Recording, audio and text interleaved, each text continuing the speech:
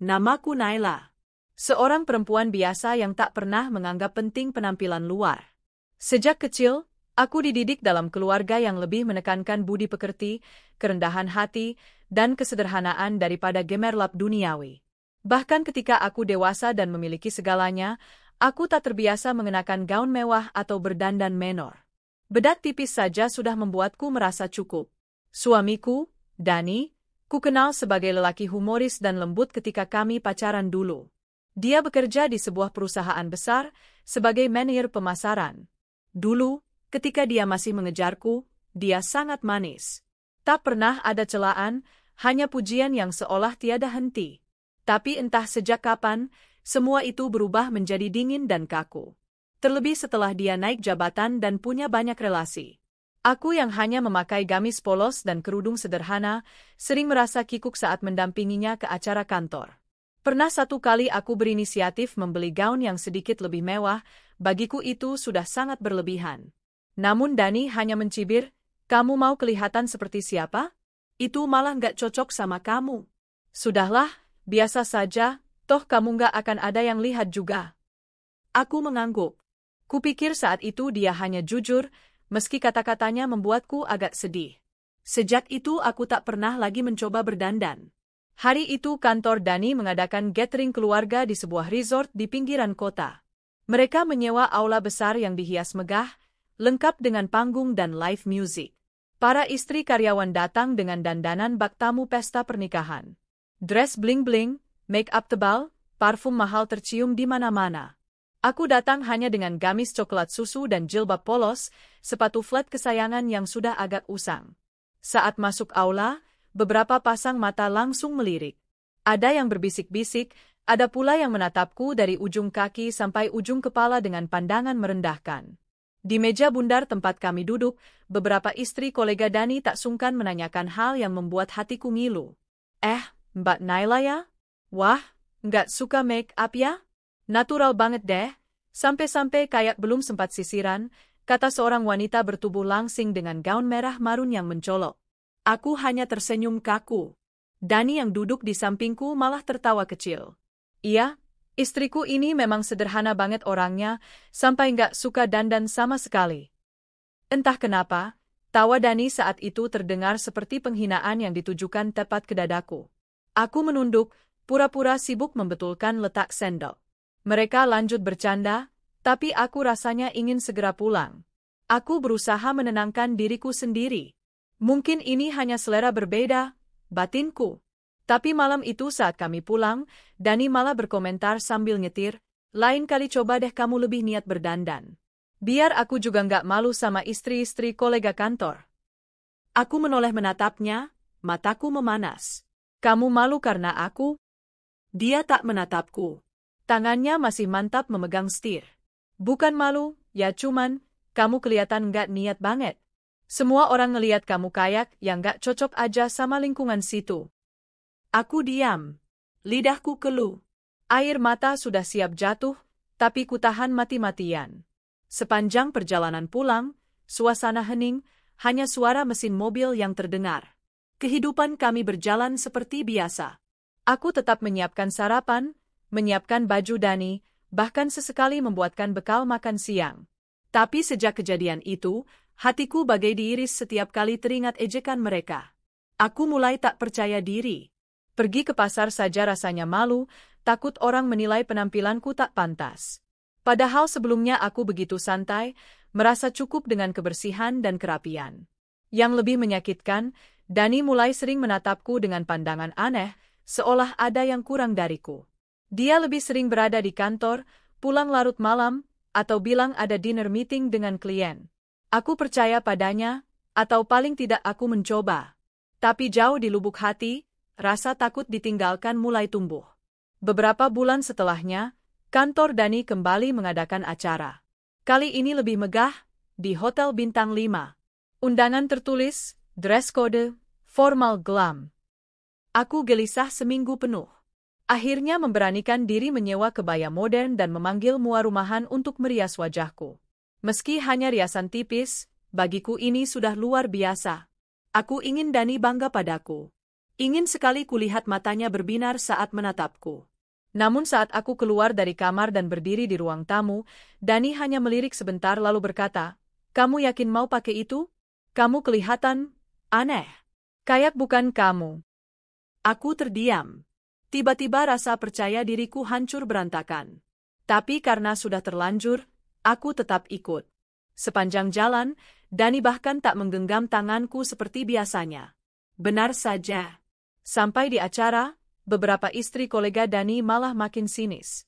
Ada yang berbisik sambil menahan tawa melihatku, mungkin karena dandanan yang menurut mereka nanggung. Tak semewah mereka, tapi juga tak sesederhana biasanya. Dan Dani, dia kembali membiarkan mereka menertawaiku. Saat seorang pria berujar bercanda, "Wah, Mas Dani ini istrinya minimalis banget ya. Sekali waktu minimalis banget, sekarang malah kayak salah kostum." Dani ikut tertawa lebar. Aku merasa pipiku panas, telingaku berdenging. Ingin rasanya ku tinggalkan saja ruangan itu, tapi kakiku berat. Kutahan air mata sekuat tenaga. Kupaksa tersenyum padahal hatiku sudah remuk. Malam itu, saat kami pulang, Dani tak mengucapkan satu kata pun. Dia hanya asyik dengan ponselnya, mungkin chatting dengan koleganya, atau entah siapa. Aku memeluk tubuhku sendiri, menatap keluar jendela mobil, lampu-lampu kota berpendar samar oleh air mata yang tak bisa kubendung lagi. Sejak itu, aku tak lagi mau berdandan. Rasanya percuma. Mau sederhana, aku dihina. Mau mencoba tampil cantik, aku ditertawakan. Aku memilih kembali pada diriku yang dulu, memakai gamis longgar dan jilbab polos, tanpa polesan apapun. Aku memilih terluka dalam diam daripada terus mengejar standar orang lain. Tapi jauh di lubuk hati, ada bara yang mulai menyala. Mungkin kecil, tapi cukup untuk membuatku bertahan. Suatu hari nanti, kalian akan tahu siapa aku sebenarnya. Aku hanya belum tahu kapan waktunya tiba. Hari-hari setelah acara kantor itu berjalan lambat, seakan waktu sengaja memberiku lebih banyak ruang untuk merasakan sakit. Setiap pagi aku bangun dengan hati berat, mengingat betapa rendahnya aku di mata orang-orang sekitar suamiku, bahkan di mata Dani sendiri. Aku tetap menjalani rutinitas rumah tangga seperti biasa. Menyiapkan sarapan Dani, merapikan jas kerjanya, mencium tangannya sebelum ia berangkat. Tapi rasa cinta yang dulu mengisi ruang antara kami kini terasa hambar. Ada jurang yang makin lebar terbentang, ditumbuhi duri-duri tajam berupa tatapan sinis dan kata-kata tak langsung yang menusuk. Dani semakin sering pulang larut. Katanya lembur. Kadang bilang makan malam bersama klien. Aku tak berani bertanya lebih jauh. Tiap kali aku menatap matanya, seolah hanya menemukan tembok kokoh yang menolak aku lewati. Kerjaan di kantor lagi padat banget, Nay. Jangan banyak tanya. Kamu ngerti kan? Begitu katanya suatu malam saat aku mencoba sekadar menawari teh hangat. Aku hanya mengangguk, meski dadaku sesak. Kalau boleh memilih, aku ingin menangis sepuasnya di depannya, menceritakan betapa lelahnya aku menahan rasa malu dan terhina. Tapi mulutku keluh. Karena aku tahu, Dani tak lagi ingin mendengar. Seringkali setelah Dani tidur, aku terisak pelan di sisi ranjang. Ku menatap langit-langit kamar sambil bertanya dalam hati, apa salahku? Mengapa penampilan luarku begitu memalukan baginya? Bukankah selama ini aku selalu menjaga rumah, masakan, bahkan selalu memastikan dia nyaman? Tak sampai 3 bulan setelah acara di hotel itu, perusahaan Dani kembali mengadakan event. Kali ini perayaan ulang tahun kantor yang dirayakan meriah. Undangan datang langsung ke rumah, lengkap dengan detail dress code bertema Elegant Night. Waktu melihat kartu undangan, tanganku bergetar. Rasanya seperti diingatkan lagi bahwa aku akan menjadi tontonan, bahan olokan yang berjalan. Bahkan mungkin mereka sudah menyiapkan barisan ejekan baru untukku. Ketika Dani pulang, ia melempar jasnya ke sofa dan mengambil undangan itu. Besok lusa acara kantor. Kamu ikut kan? Aku ragu menjawab. Apa, kalau aku nggak ikut saja? Dia mendengus. Kenapa nggak ikut? Malah nanti jadi bahan omongan orang. Lagian masa manajer nggak bawa istri? Tapi kamu sendiri malukan kalau aku datang, jawabku lirih, hampir tak terdengar. Dani menoleh cepat, menatapku tajam. Kamu tuh mikir apa sih? Sudahlah Nay, Jangan drama. Kamu ikut aja. Hatiku tercekat. Lagi-lagi, suaranya bukan nada mengayomi istri, melainkan seperti sedang menuntut pegawai yang wajib mematuhi bosnya. Aku akhirnya hanya mengangguk. Hari perayaan ulang tahun kantor pun tiba. Aku kembali memakai gamis paling rapi yang kupunya. Warna biru dongker polos, dengan kerudung satin lembut yang sengaja kupilih karena ingin terlihat sedikit lebih niat. Dani menatapku sekilas sebelum berangkat. Nggak mau coba dandan dikit? Minimal lipstick lah. Aku hanya menggeleng. Aku terlalu takut kalau dandan malah salah lagi di matanya. Daripada dihina karena dianggap norak, lebih baik begini saja. Sesampainya di venue, ruangan sudah penuh. Lampu kristal menggantung indah, musik jazz pelan mengalun, para tamu tertawa dengan gelas wine di tangan. Sementara aku menggenggam erat clutch kecil, merasa sangat asing di tengah glamornya pesta itu. Dan benar saja, begitu kami memasuki ruangan, beberapa wanita langsung menoleh. Ada yang menatapku dengan pandangan menilai dari ujung kepala hingga kaki. Lalu berbisik ke temannya, menahan tawa. Tak butuh waktu lama sampai mereka datang mendekat. Seorang perempuan dengan dress emas panjang, rambut disasak tinggi, tersenyum sinis padaku. Mbak Naila ya? Maaf banget, aku kira tadi bukan istri Mas Dani loh. Soalnya kayaknya terlalu sederhana banget. Yang lain menimpali, iya ya, malah mirip artku di rumah. Hihi, tapi justru unik sih. Natural banget. Mereka tertawa. Suaranya menusuk telinga. Aku hanya menunduk, memaksa bibirku membentuk senyum, meski rasanya getir. Yang paling membuat hatiku pecah adalah saat kulirik Dani, dia tak mengatakan apapun untuk membelaku. Bahkan hanya tertawa canggung, seolah setuju dengan mereka.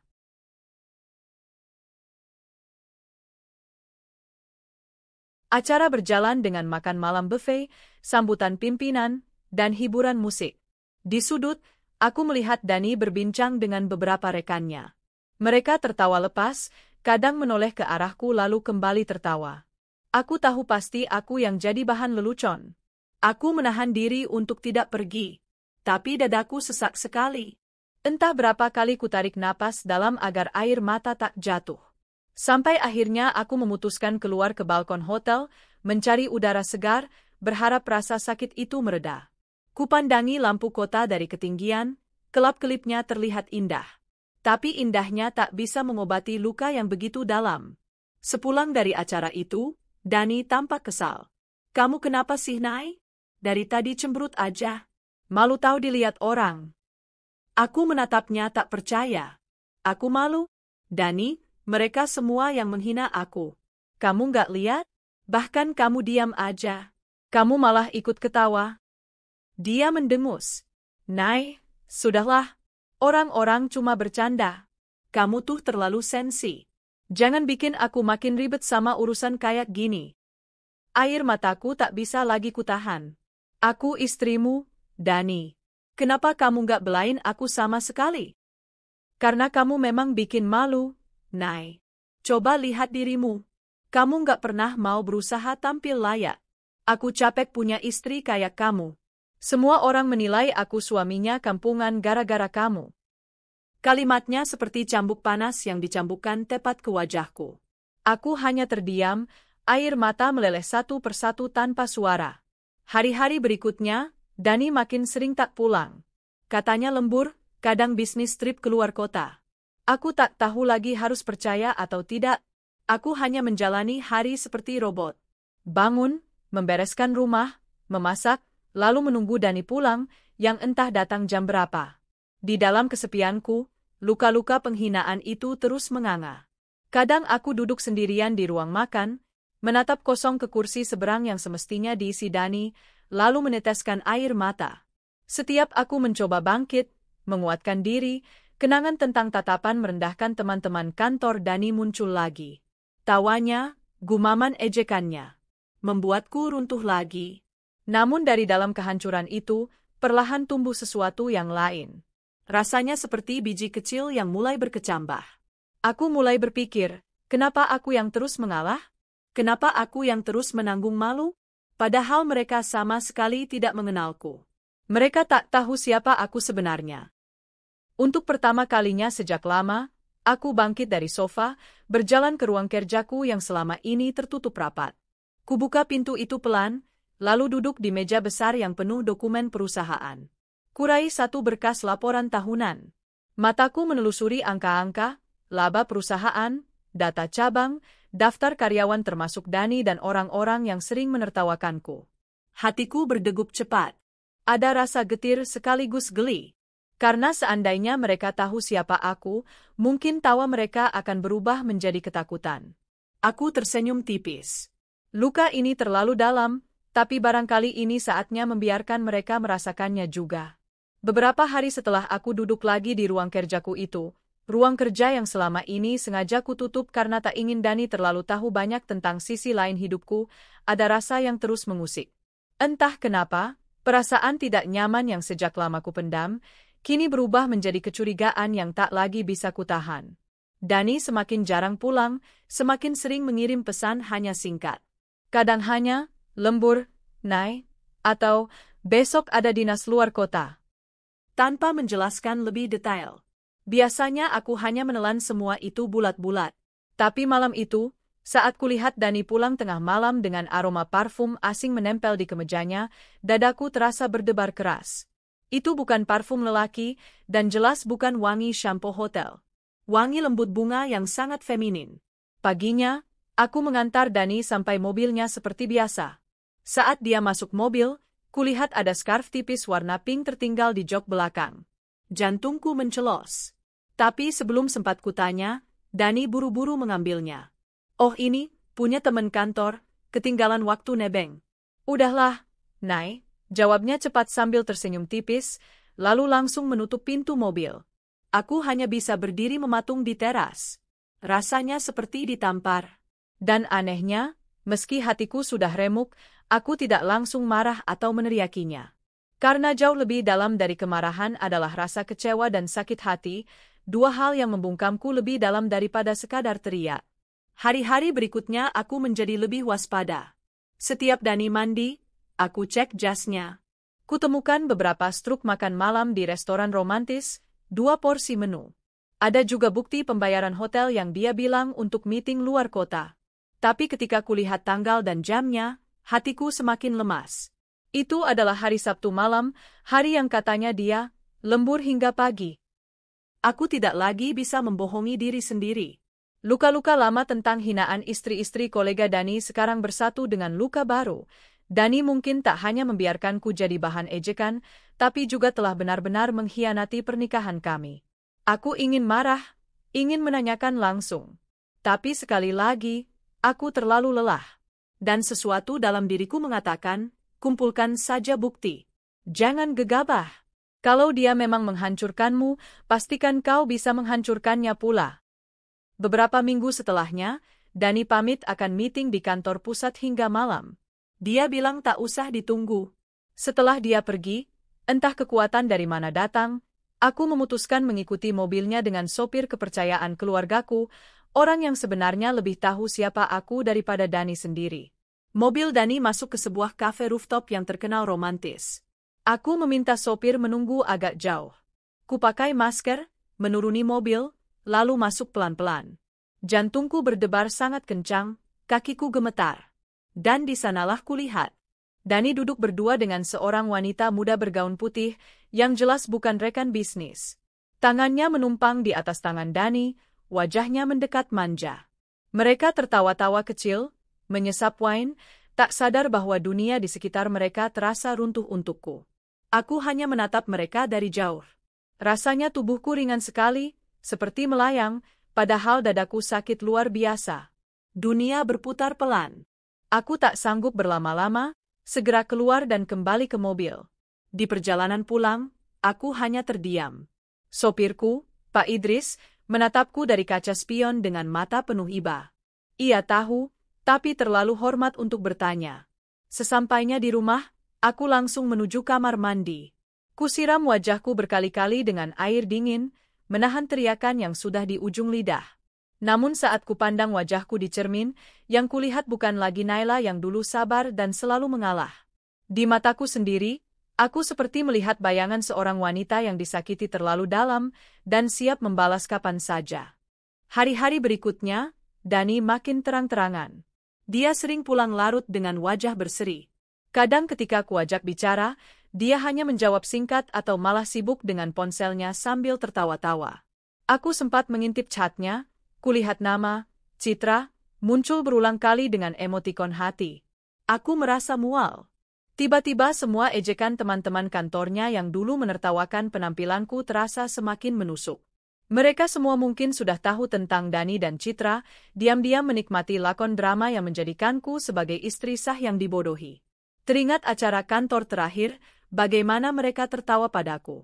Bagaimana Dani hanya menatapku dengan pandangan jijik, sementara mungkin sesungguhnya dia tertawa karena tahu tak hanya menertawakanku, tapi juga menipuku. Sampai suatu sore, aku tanpa sengaja mendengar Dani menelepon seseorang di ruang kerja. Iyalah Cid. Dia nggak bakal ngerti apa-apa.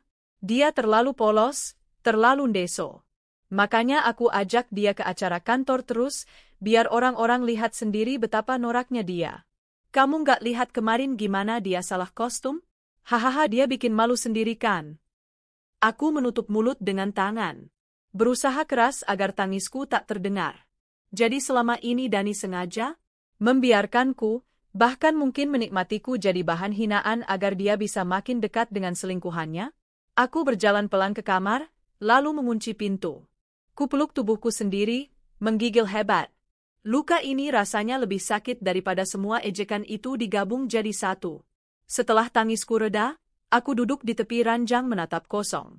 Pelan-pelan ada sesuatu tumbuh di dadaku, bukan lagi hanya sakit, tapi kemarahan. Rasa ingin menunjukkan pada Dani, dan pada semua orang yang menghinaku, siapa aku sebenarnya. Mereka tak tahu kan? Mereka kira aku hanya perempuan kampungan yang tak tahu apa-apa, tak punya kuasa apa-apa. Padahal perusahaan tempat Dani dan selingkuhannya bekerja itu milikku. Nama Naila tercatat jelas di lembar saham utama, pewaris mutlak dari almarhum ayahku. Selama ini aku sengaja menutupinya. Ingin hidup tenang, tak menarik perhatian. Tapi rupanya dunia memaksaku untuk angkat bicara. Aku tak bisa lagi diam. Malam itu, untuk pertama kalinya sejak lama, aku duduk di ruang kerjaku sampai larut. Menyusun berkas-berkas, memeriksa daftar karyawan, menelusuri laporan evaluasi. Aku meminta sekretaris pribadiku mengirim data khusus tentang Dani dan semua divisi marketing, termasuk catatan kehadiran, laporan dinas luar kota, hingga foto-foto dari beberapa staf yang diam-diam kuperintahkan untuk memata-matai. Keesokan harinya, kulangkahkan kaki ke kantor pusat dengan kepala tegak. Semua pegawai menatapku kaget, mereka terbiasa melihatku hanya sebagai nyonya besar misterius yang jarang muncul. Tapi hari itu aku masuk ke ruang meeting utama dengan aura berbeda. Sekretaris dan beberapa kepala divisi yang menghormat padaku segera tahu, ini bukan kunjungan biasa. Aku meminta HR menyiapkan beberapa surat pemutusan hubungan kerja, satu untuk Dani, satu untuk Citra, dan beberapa staf lain yang rupanya sering membantu menutup-nutupi kedok mereka. Di mobil perjalanan pulang, aku menatap keluar jendela. Kota ini ramai sekali, padat dengan orang-orang yang sibuk mengejar pengakuan, kekayaan, dan status. Dani salah satunya. Tapi dia lupa, nasibnya ada di tanganku. Aku mengepal tangan. Semua penghinaan yang kualami akan kubayar lunas. Tak hanya untuk mereka yang menertawaiku, tapi terutama untuk Dani yang tak hanya menghancurkan cintaku, tapi juga harga diriku sebagai seorang istri. Sudah berhari-hari aku menata rencana dengan kepala dingin. Luka hatiku perlahan berubah menjadi kekuatan dingin yang menuntunku mengambil langkah. Kini, setiap kali kulihat bayanganku di cermin, aku tak lagi melihat Naila si perempuan sederhana yang takut dipandang rendah. Yang kulihat adalah sosok pemilik sah perusahaan besar tempat Dani dan teman-temannya bekerja. Satu pagi, ketika Dani berangkat kerja dengan wajah cerah seperti biasa, mungkin hendak bertemu Citra dan melanjutkan drama mesra mereka, aku hanya menatapnya tanpa berkata apa-apa. Ia pamit sekilas dengan nada malas, bahkan tak menatapku. Dalam hati, aku berbisik, nikmatilah hari-hari terakhir kebebasanmu di tempat yang membuatmu merasa berkuasa itu, Dani. Setelah Dani pergi, aku langsung menghubungi sekretarisku, Bu Rani, yang sudah bekerja untuk keluarga sejak aku masih remaja. Bu Rani sudah lama tahu siapa Dani sebenarnya, tapi selama ini dia menghormati keputusanku untuk bersabar. Bu Naila, semua data sudah kami lengkapi. Termasuk rekaman CCTV hotel tempat Pak Dani sering check-in. Tim HR juga sudah siapkan surat PHK. Kalau ibu mau, bisa kita proses hari ini, ujar Bu Rani tenang melalui telepon. Aku menarik napas panjang. Belum. Aku ingin mereka semua hadir di acara ulang tahun perusahaan pekan depan. Biar saat kuumumkan, mereka terkejut bersama-sama. Tentu, Bu. Kami akan menunggu instruksi. Kututup telepon dengan dada berdebar. Bukan karena takut, tapi antusias. Bertahun-tahun aku hidup menahan diri, sekarang waktunya orang-orang yang meremehkanku melihat kebenaran yang selama ini mereka ejek. 1 minggu kemudian, ballroom hotel bintang 5 penuh sesak. Dekorasi mewah menghiasi setiap sudut, lampu gantung kristal berkilauan. Semua karyawan datang dengan pasangan masing-masing, tampil memukau dengan jas rapi dan gaun gemerlap. Dani datang bersama Citra, ya, selingkuhannya yang kini tak lagi bersembunyi. Mereka berjalan mesra memasuki ruangan. Dani tampak lebih ceria dari biasanya, seakan ia pria paling sukses malam itu. Sementara Citra menempel manja di lengannya, tertawarnya dengan wanita-wanita lain yang dulu juga gemar mengejekku. Aku sengaja datang lebih terlambat. Begitu masuk ballroom, semua mata langsung tertuju padaku. Kali ini aku tidak datang dengan gamis polos. Aku mengenakan gaun sederhana berpotongan anggun berwarna emerald satin yang jatuh tepat membingkai tubuh. Jilbabku dililit simpel namun elegan, hanya dengan bros mutiara kecil. Make up tipis tapi menonjolkan mataku yang tajam. Tak ada berlebihan. Tapi jelas berbeda dari Naila yang dulu mereka ejek. Dan saat aku melangkah mantap masuk, banyak pasang mata terbelalak, mulut berbisik-bisik. Dani yang berdiri bersama Citra tampak kaget. Dia menatapku dari ujung kepala sampai kaki, lalu berbisik pada Citra. Wanita itu tertawa mengejek, menutup mulutnya pura-pura sopan. Aku hanya tersenyum. Jika dulu senyumku pahit karena menahan tangis, sekarang senyumku adalah senjata. Aku berjalan melewati mereka dengan dagu terangkat. Ada kepuasan aneh melihat Dani menatapku seakan ingin memastikan apa dia sedang bermimpi. Di salah satu meja, istri rekan Dani yang dulu paling sering mengejek penampilanku mencolek temannya. Naila? Ya ampun dia cantikan sekarang. Tapi dasar, ya tetep aja aneh, kayak maksa banget. Mereka tertawa. Aku hanya melirik dingin. Di kepalaku sudah terbayang bagaimana wajah-wajah mereka akan berubah dalam waktu tidak lama lagi. Acara dibuka dengan MC membacakan sambutan panjang, lalu ada pemotongan kue ulang tahun. Musik jazz mengalun, beberapa orang berdansa di lantai dansa. Dani tampak menuntun Citra ikut menari. Sesekali mereka tertawa, saling berbisik mesra. Hatiku tak lagi sakit melihatnya, yang ada hanya rasa dingin, menunggu saat tepat. Ketika MC memanggil nama, Bu Naila, untuk memberikan sambutan mewakili jajaran pemilik saham, semua langsung diam. Mereka menatap heran. Dani spontan menghentikan langkahnya, menoleh tajam. Apa? Naila? Bisik Dani pelan. Tangannya terlepas dari pinggang Citra. Aku melangkah mantap ke podium. Kugenggam mikrofone dengan tangan yang gemetar sedikit karena adrenalin. Kutatap seisi ruangan. Semua menatapku, sebagian dengan rasa penasaran, sebagian bingung, dan beberapa tampak khawatir. Selamat malam semuanya, ucapku. Suaraku terdengar lebih tenang dari yang kurasa. Terima kasih telah hadir dalam perayaan ulang tahun perusahaan kita yang ke-25 ini. Saya Naila, pemilik utama dan pewaris saham mayoritas perusahaan ini. Hening. Suara musik pun seolah berhenti. Beberapa orang menatapku dengan mulut terbuka. Dani tampak pucat, tangannya terkulai di sisi tubuhnya. Citra mencengkeram lengannya, menatapku dengan mata melebar. Aku melanjutkan, selama ini saya memilih untuk berada di belakang layar. Saya ingin merasakan bagaimana rasanya hidup normal. Tidak dilayani berlebihan hanya karena harta. Namun ternyata, saya juga belajar banyak tentang bagaimana orang memandang hanya dari apa yang tampak di luar. Aku menatap langsung ke arah Dani dan gerombolan teman-teman kantor yang dulu suka menertawakanku. Mereka menunduk perlahan. Selama bertahun-tahun, lanjutku dengan suara yang mulai bergetar, saya menghadiri acara kantor sebagai istri seorang manajer pemasaran yang saya cintai. Saya datang apa adanya, tanpa ingin menarik perhatian. Tapi kalian semua menganggap saya rendah hanya karena saya tidak tampil mewah. Kalian mengejek, menertawakan saya. Termasuk suami saya sendiri. Terdengar bisik-bisik tak nyaman. Dani melangkah maju, seakan ingin memotong ucapanku.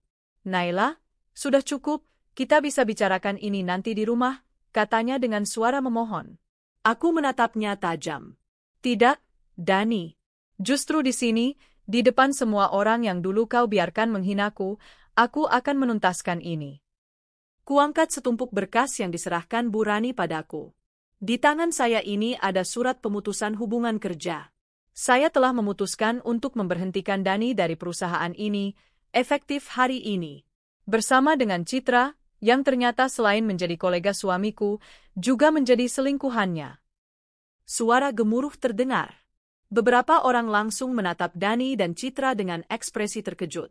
Citra menutup mulutnya, menangis, sementara Dani memucat seakan darahnya hilang. Perusahaan ini, kataku tegas, dibangun dengan kerja keras ayah saya. Saya tidak butuh orang-orang yang hanya memandang penampilan luarnya saja tanpa melihat hati dan kerja keras seseorang. Jika kalian hanya tahu menilai orang dari baju mahal dan make-up tebal, maka kalian tidak layak berada di sini.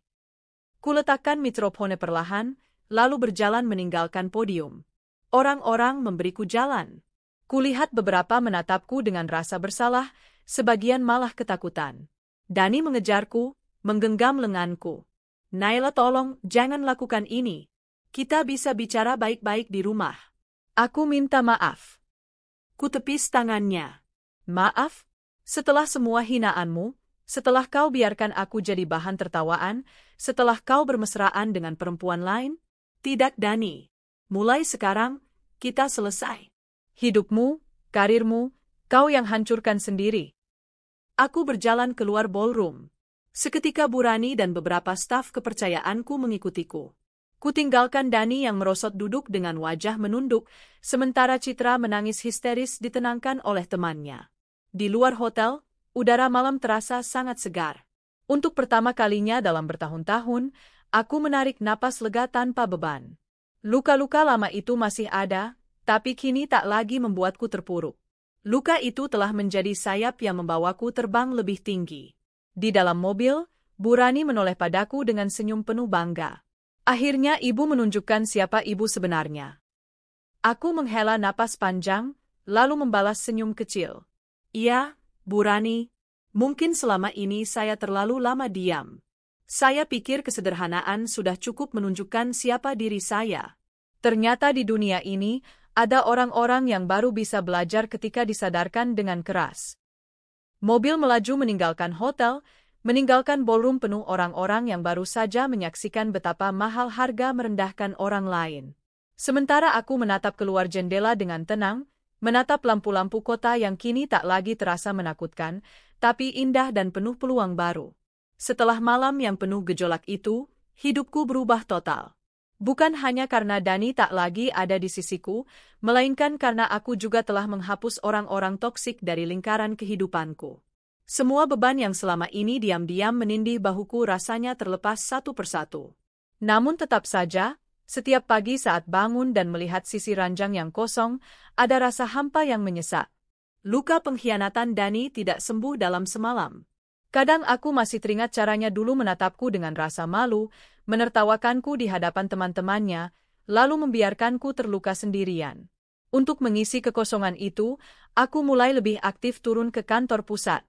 Selama ini aku hanya memimpin dari jauh, meninjau laporan dan membuat keputusan strategis lewat rapat tertutup dengan dewan direksi. Tapi sekarang aku hadir langsung, memimpin rapat mingguan, menyapa para karyawan, bahkan sesekali ikut makan siang bersama tim. Banyak pegawai awalnya kikuk. Mereka terbiasa mendengar namaku sebagai pemilik yang misterius, tapi kini aku duduk di antara mereka, tertawa ringan, mendengar keluh kesah divisi produksi yang kebanjiran order atau divisi IT yang mengeluhkan server sering down. Lama-lama suasana cair. Mereka mulai terbuka padaku, Bahkan beberapa staf perempuan memberanikan diri bertanya soal jilbabku atau sekadar memuji aku tampak lebih cerah dibanding rumor yang dulu beredar. Aku hanya tersenyum. Mereka tak pernah tahu betapa keras aku menata hati ini supaya tampak cerah, meski sebenarnya masih penuh guratan luka. Pulang ke rumah, sepi kembali menyergap. Biasanya ada Dani yang duduk di sofa sambil memainkan ponselnya, atau ada tawa palsu saat kami makan malam bersama. Kini rumahku sunyi. Hanya suara jam dinding yang terdengar berdetak. Kadang aku duduk lama di ruang makan, menatap 2 kursi kosong. Bayangan Dani muncul duduk di sana, tersenyum manis, lalu seketika lenyap, digantikan kenangan tentang bagaimana dia membiarkanku jadi bahan hinaan. Air mataku masih sering menetes diam-diam. Tapi aku belajar membiarkannya mengalir. Karena semakin kutahan, semakin menyesakkan dada. Aku sadar, tangisan ini bukan lagi tanda kelemahan, melainkan proses menyembuhkan diri. Suatu sore, aku duduk di teras sambil menyesap teh hangat. Matahari tenggelam perlahan, menorehkan jingga indah di langit. Untuk pertama kalinya sejak lama, aku memperhatikan betapa cantiknya senja. Dulu, saat sibuk mengurus Dani, aku jarang peduli pada hal-hal sederhana seperti ini. Aku memejamkan mata, menarik napas dalam-dalam. Udara segar menelusup paru-paru, membawa rasa tenang yang belum pernah kurasakan selama bertahun-tahun. Di saat itu, aku berkata dalam hati, "Naila, kamu tak butuh validasi siapapun. Kamu berharga bukan karena suamimu, bukan karena gaun mewah, bukan karena diakui teman-teman kantor Dani. Kamu berharga karena kamu Naila, apa adanya." Dan entah kenapa, dadaku terasa ringan. Luka itu memang masih ada, tapi sudah tak terlalu perih disentuh. Beberapa minggu kemudian, aku menghadiri sebuah konferensi bisnis di luar kota. Konferensi ini mengumpulkan pemilik usaha dan para investor besar. Aku awalnya hanya berniat menambah relasi profesional, menata jaringan untuk ekspansi perusahaanku ke bidang properti. Di salah satu sesi, aku duduk bersebelahan dengan seorang pria paruh baya. Kami sempat bertukar kartu nama, lalu mengobrol ringan tentang acara. Namanya Reza, pemilik beberapa hotel dan restoran ternama. Pembawaannya santai, dengan tatapan mata teduh yang membuatku nyaman tanpa sadar. "Bu Naila sudah lama di bidang manufaktur?" tanyanya sambil tersenyum. "Sejak saya kecil," jawabku. "Ayah saya merintis dari nol, saya mewarisinya. Baru sekarang mulai aktif terjun langsung." Reza mengangguk kagum. "Luar biasa. Banyak yang cuma mewarisi lalu diam memelihara harta. Ibu mau turun langsung itu hebat?" Aku tersenyum tipis. Kalau saja dia tahu alasanku turun langsung sebenarnya karena mencoba lari dari sunyi di rumah. Kami terus mengobrol sampai konferensi selesai. Tak hanya soal bisnis, tapi juga hal-hal ringan. Tentang makanan favorit, hobi, bahkan pandangan hidup. Reza punya selera humor yang lembut, membuatku tak sadar tertawa lepas, tawa yang rasanya sudah sangat lama hilang dari hidupku.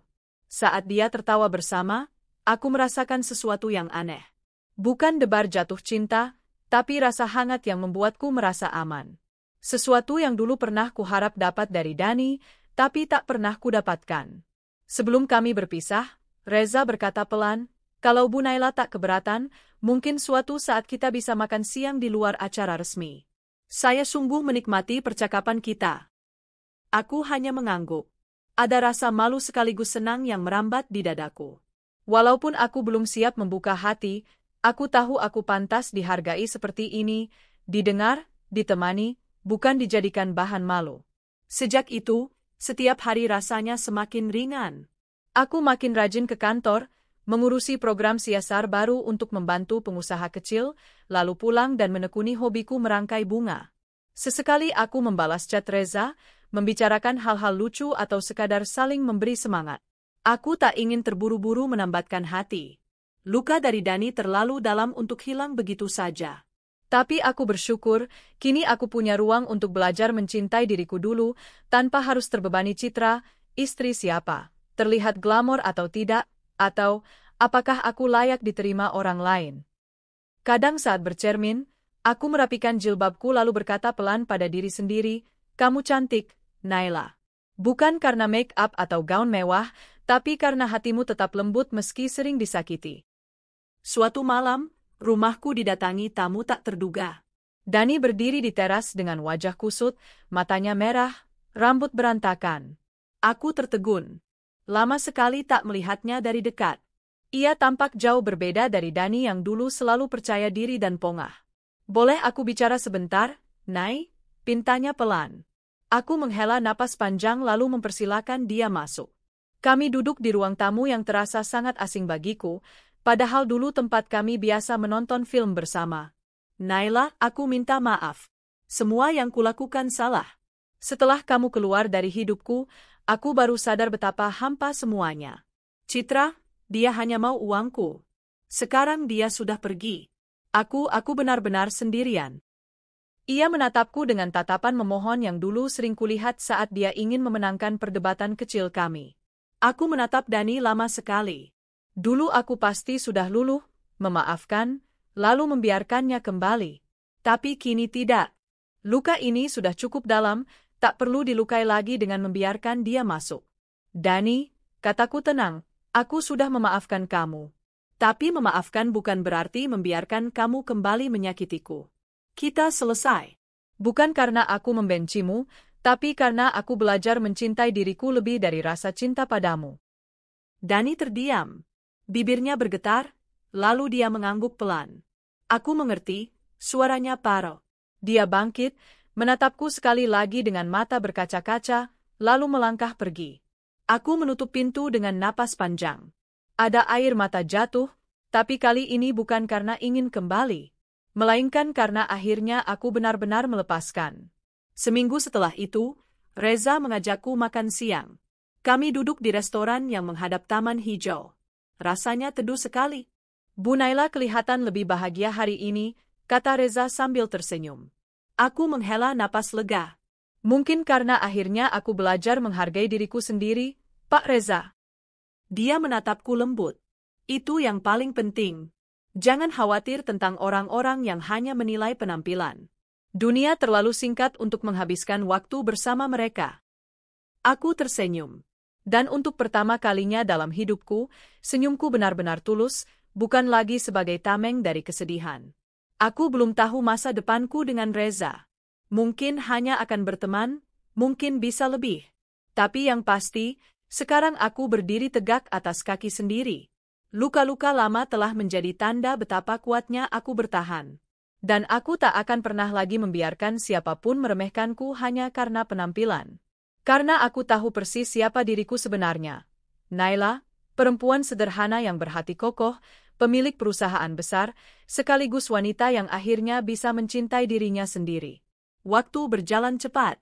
Sudah hampir setahun sejak malam memalukan sekaligus pembebasku di ballroom hotel itu.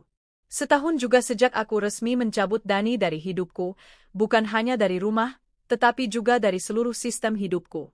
Seiring waktu, lukaku perlahan sembuh. Luka itu memang tak hilang seluruhnya. Ada saatnya aku duduk sendirian di balkon rumah saat malam, merasakan udara dingin yang menusuk sampai ke tulang. Saat itulah bayang-bayang Dani, tawa olokan teman-temannya, dan wajah Citra masih sesekali datang menari. Tapi bedanya sekarang, mereka datang hanya sebagai kenangan pahit. Bukan lagi racun yang meremukkan harga diriku. Aku bisa menatap kenangan itu dengan hati yang tak lagi bergetar putus asa. Dalam masa pemulihan itu, aku justru semakin total mengurus perusahaan. Setiap pagi aku berangkat lebih awal dari sebelumnya. Mengawasi produksi, memastikan rantai distribusi berjalan mulus, ikut dalam brainstorming divisi marketing. Orang-orang yang dulu menertawaiku kini menatapku penuh hormat. Bahkan beberapa yang dulu suka menyepelekan penampilanku kini tampak sangat berhati-hati saat berinteraksi. Aku memang tak lagi polos seperti dulu, pandanganku lebih tajam, suaraku lebih mantap. Tapi aku tidak pernah menggunakan kekuasaan untuk membalas dendam kecil. Aku hanya memastikan semua orang bekerja dengan rasa hormat, saling menghargai satu sama lain. Siapapun yang kedapatan memperlakukan bawahannya semena-mena, langsung kuberi peringatan keras. Salah satu program yang kuluncurkan paling membanggakan adalah program kesejahteraan keluarga karyawan. Ide ini muncul saat aku duduk di kantin bersama para pekerja pabrik. Ku dengar keluh kesah mereka soal biaya sekolah anak yang tinggi, soal istri yang harus bantu-bantu cuci baju tetangga supaya bisa tambah belanja harian. Aku terdiam saat itu, menatap mangkuk bakso panas yang mulai dingin. Betapa selama ini aku sibuk memikirkan penampilan, penghinaan, pengkhianatan, tapi tak cukup banyak memperhatikan orang-orang yang justru membantu menggerakkan roda usahaku.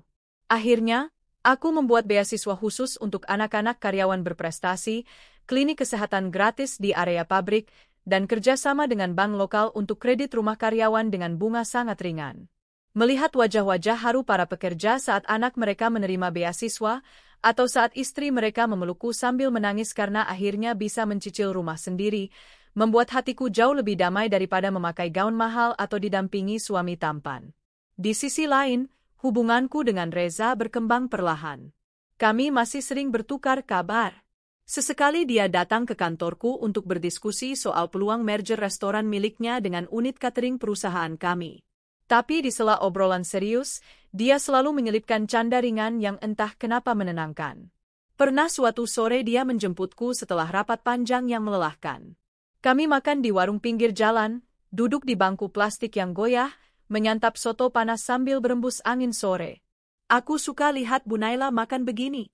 Rasanya lebih manusiawi daripada makan steak rib eye di Hotel Bintang 5, canda Reza sambil menatapku. Aku tertawa. Saya juga merasa jauh lebih bebas makan di sini. Tak perlu takut sendok garpu salah pegang, godaku. Reza menggeleng pelan. Naila, kamu tahu? Kamu sebenarnya sudah sempurna, bahkan sejak pertama kita duduk bersebelahan di konferensi itu. Kamu tak perlu menyesuaikan apapun. Hatiku menghangat. Ada sesuatu dalam kalimat itu yang menyembuhkan luka-luka lama. Luka tentang merasa tak cukup cantik, tak cukup pantas berdampingan dengan orang-orang glamor. Tapi meski begitu, aku tak mau terburu-buru membuka pintu hatiku selebar-lebarnya. Luka yang ditinggalkan Dani masih membuatku waspada. Aku takut terlalu nyaman, lalu kembali terluka jika semua harapan runtuh. Reza tampaknya sangat mengerti. Dia tak pernah memaksa, hanya terus hadir seperti pohon rindang yang sabar menunggu aku datang duduk di bawah naungannya. Setiap minggu, kami biasanya pergi makan siang atau sekadar minum kopi di teras rumahku sambil membicarakan ide bisnis, cerita tentang pekerja kami, atau kadang sekadar diam menikmati sore. Suatu pagi yang cerah, aku dikejutkan oleh kedatangan seseorang yang tak kuduga. Mantan mertuaku, Ibu Dani, datang ke rumahku ditemani sopir. Aku sempat tertegun karena selama ini hubungan kami hambar, nyaris dingin. Bahkan dulu dia lebih sering memujinya Dani saja tanpa pernah sungguh menanyaiku. Saat duduk di ruang tamu, ia tampak gelisah. Naila, aku sebenarnya malu datang ke sini. Tapi aku tak bisa lagi menahan. Dani sekarang benar-benar jatuh, Nay. Setelah kamu memecatnya, dia berusaha membuka usaha kecil, tapi gagal. Rumah kontrakannya akan disita. Aku hanya ibunya, tak tega lihat dia begitu. Aku terdiam. Di satu sisi, luka lamaku disentuh lagi. Tapi aku juga teringat, Dani pernah jadi bagian hidupku yang panjang, dan perempuan di depanku ini adalah ibu yang hatinya pasti remuk melihat anaknya begitu. Akhirnya aku memutuskan membantu, bukan dengan mengembalikan Dani ke perusahaan, tentu saja, tapi lewat program pelatihan UMKM yang baru kami rintis. Aku meminta staf CSR kami membantu Dani belajar manajemen usaha kecil supaya dia bisa bangkit. Mantan mertuaku menatapku lama, lalu tiba-tiba menangis memegang tanganku. Maafkan kami Naila, mungkin dulu aku juga terlalu membiarkan Dani bersikap seenaknya padamu. Kau perempuan yang terlalu baik. Aku mengelus tangannya lembut. Tak apa, Bu. Hidup kita masing-masing sudah berjalan. Saya hanya ingin semua orang menemukan jalan yang lebih baik, termasuk Dani. Saat mereka pergi, hatiku lega. Rasanya semua dendam lama perlahan meleleh. Luka itu kini hanya jadi parut, tanda yang tak akan hilang, tapi juga tak lagi berdarah. Beberapa minggu kemudian, aku mengundang Reza ikut menghadiri peresmian rumah baru salah satu karyawan pabrik yang dapat program kredit rumah. Rumah itu kecil, tapi bersih, dikelilingi kebun cabai dan bunga kertas yang ditanam sang istri. Saat kami tiba, anak-anak mereka berlarian menyambut. Wajah para pekerja itu bersinar bangga menunjukkan ruang tamu sempit mereka yang penuh hiasan hasil karya sendiri. Reza berbisik padaku, lihat mata mereka. Mereka benar-benar bahagia. Aku mengangguk, dada sesak oleh rasa haru. Dulu aku pikir kebahagiaan harus berbentuk pesta mewah, tas mahal, atau punya suami yang dipuja banyak orang. Ternyata kebahagiaan itu ya, sesederhana melihat orang-orang ini tersenyum lega. Reza menggenggam tanganku pelan. Aku tak menariknya. Dalam genggamannya, aku merasa seluruh luka lama tak lagi menakutkan. Suatu sore sepulang acara itu, kami duduk di beranda rumahku memandangi matahari terbenam. Reza tak banyak bicara, hanya menatap langit jingga dengan tenang. Lalu tiba-tiba ia menoleh padaku. Naila, aku tahu kamu belum sepenuhnya siap membuka hati untuk hubungan baru.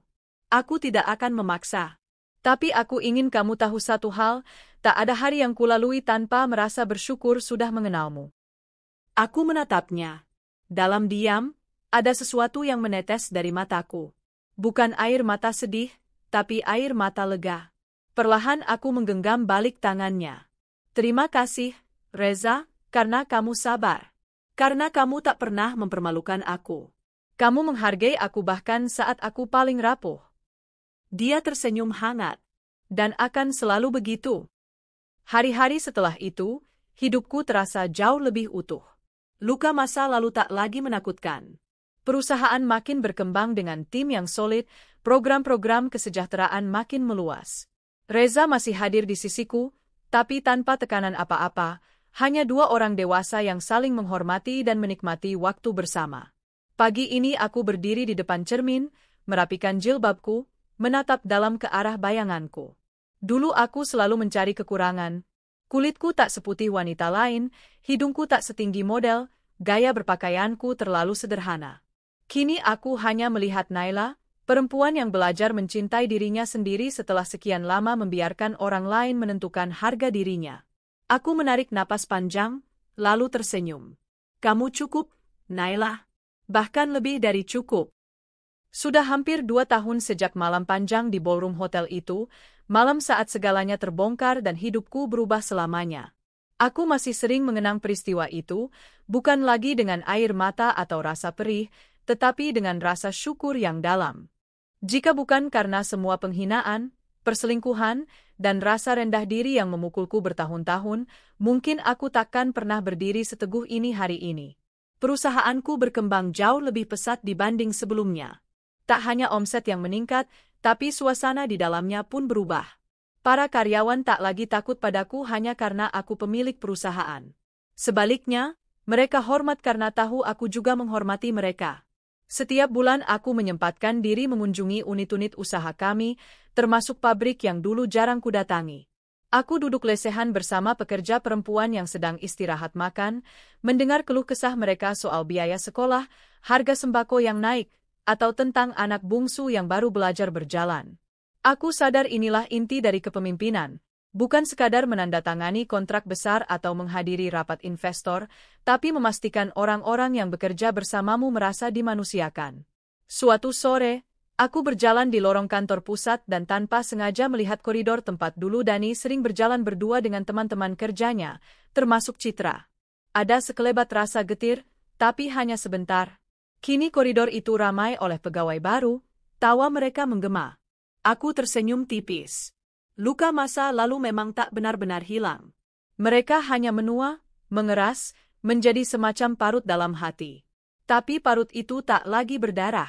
Sesekali saat malam, saat udara terlalu sunyi, bayangan Dani muncul. Kenangan tentang makan malam hambar kami, cemoohan yang ia lontarkan sembari tertawa kecil bersama teman-temannya. Tapi kali ini, aku mampu menatapnya tanpa rasa sesak. Dalam hati aku berkata, terima kasih telah mengajarkanku betapa pentingnya mencintai diriku sendiri. Tanpamu, aku mungkin takkan pernah belajar menjadi setegar ini. Reza yang terus bersabar menunggu. Hubunganku dengan Reza berkembang sangat pelan. Ia tak pernah memaksaku menjejak terlalu cepat. Tak sekalipun dia bertanya, kapan kita menikah? Kenapa kamu masih ragu? Atau, apa aku tak cukup baik untukmu? Dia hanya hadir, Sabar menemaniku melewati proses panjang menerima luka masa lalu, berdamai dengan diri sendiri, sampai akhirnya pelan-pelan aku mulai percaya lagi bahwa cinta tak selalu menyakitkan. Pernah suatu kali, kami berjalan di taman kota setelah makan malam. Bunga tabebuya sedang bermekaran, gugur lembut diterpa angin. Reza menoleh padaku dan berkata, "Aku akan tetap ada di sini meski kamu memutuskan tak pernah mau melangkah lebih jauh. Bagiku, melihatmu bahagia saja sudah cukup." Hatiku meleleh. Untuk pertama kalinya setelah sekian lama, aku merasa layak dicintai tanpa syarat. Tahun itu, aku memutuskan mengadakan acara gathering besar perusahaan di sebuah resort pegunungan. Seluruh keluarga karyawan diundang, termasuk anak-anak mereka. Ada lomba menggambar, lomba tarik tambang, hingga bazar UMKM binaan perusahaan. Melihat wajah-wajah ceria mereka, aku kembali teringat bagaimana dulu aku pernah jadi perempuan yang tak dihargai di tengah keramaian. Dulu, setiap acara kantor hanya menorehkan luka dan rasa malu. Kini, justru aku yang menggelar acara untuk orang-orang yang kucintai, para pekerja yang tulus berjuang bersama. Sore hari setelah lomba selesai, Reza datang menyusul. Ia membawa sekeranjang buah segar dari kebun mitra kami di kaki gunung. Dengan santai ia menyapa para karyawan, menyalami anak-anak kecil yang malu-malu. Beberapa staf wanitaku tersenyum menggoda. "Wah, Pak Reza sering kesini ya sekarang, Bu Naila," selorong mereka sambil tertawa. Aku hanya tersipu. Tak lama kemudian, Reza mengajakku berjalan ke area rumputan yang menghadap langsung ke bukit. Angin berembus lembut, membawa wangi pinus. "Naila," katanya pelan, menatapku dengan sorot yang teduh, "kamu tahu kan aku tak akan memaksa apa-apa? Tapi kalau suatu saat kamu sudah siap, aku ingin kamu tahu pintu hidupku terbuka selebar-lebarnya untukmu." Hatiku berdegup pelan. Tak seperti dulu saat Dani mengumbar janji manis, kali ini tak ada rasa takut. Yang ada justru rasa hangat yang menenangkan. Aku menarik napas panjang. Aku memang butuh waktu lama, Reza. Tapi hari ini, aku yakin kalau aku sudah tak lagi terikat bayangan masa lalu. Dan, kalau kamu masih mau bersabar, aku ingin mulai berjalan ke masa depan denganmu. Reza tersenyum begitu lebar, lalu meraih tanganku. Kami berdiri di sana, lama sekali, menatap langit senja yang mulai bergradasi ungu. Beberapa hari setelah gathering, aku sengaja meminta staf CSR mengabari perkembangan program UMKM Dani. Dari laporan mereka, usahanya mulai stabil. Dia membuka kedai kopi kecil di dekat kampus, mempekerjakan 2 mantan satpam perusahaan kami. Aku menghela napas lega. Bukan karena masih peduli pada Dani sebagai suami, tapi sebagai sesama manusia. Setidaknya dia tak lagi terpuruk. Luka di antara kami memang tak bisa disembuhkan, tapi aku tak ingin membiarkannya hancur total hanya demi menuntaskan dendam. Suatu siang, secara tak sengaja aku melewati daerah tempat kedai itu. Dari kaca mobil, kulihat Dani sedang mengatur meja dengan raut serius. Ia tampak lebih tua, lebih kurus, tapi matanya fokus bekerja.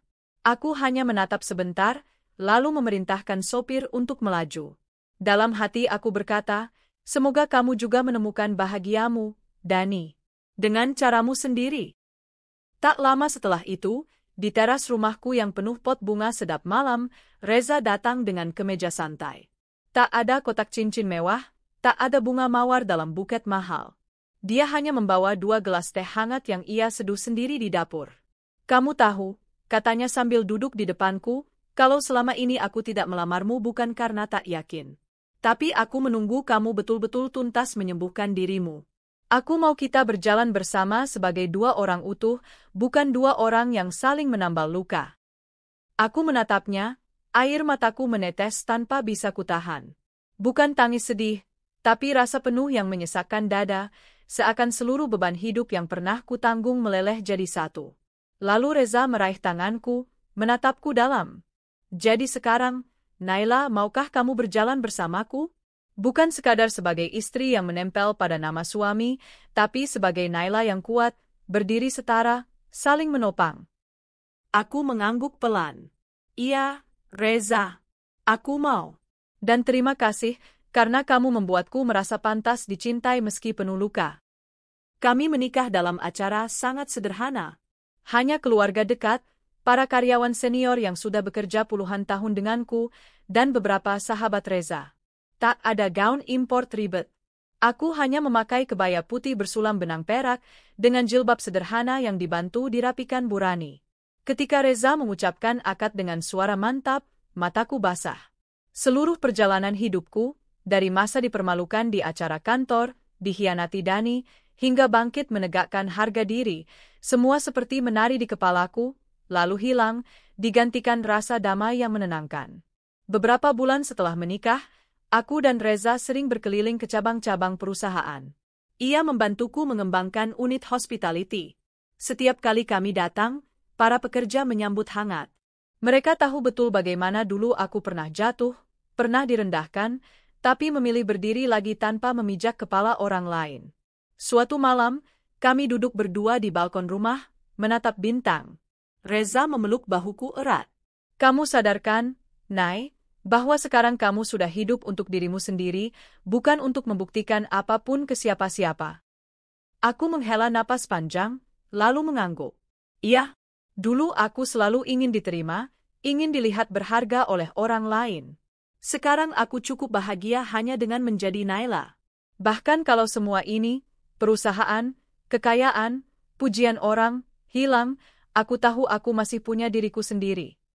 Reza mencium keningku pelan. Itulah Naila yang paling aku kagumi. Hidupku tak sempurna. Luka masa lalu tak benar-benar hilang, hanya kini mereka berkilau di bawah cahaya, menjadi semacam mozaik indah yang membentuk siapa aku hari ini. Aku, Naila. Dulu perempuan yang dianggap tak layak berdandan, ditertawakan karena penampilan sederhana, dihina di depan umum bahkan oleh suaminya sendiri. Kini berdiri sebagai pemimpin perusahaan besar, istri lelaki yang mencintaiku dengan sabar, dan, yang terpenting, sahabat terbaik bagi diriku sendiri.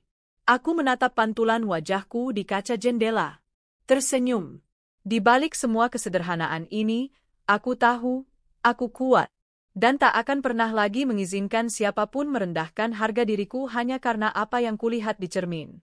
Karena aku tahu persis, nilainya jauh lebih dalam dari kulit luar, dan itulah kebahagiaan yang paling sejati.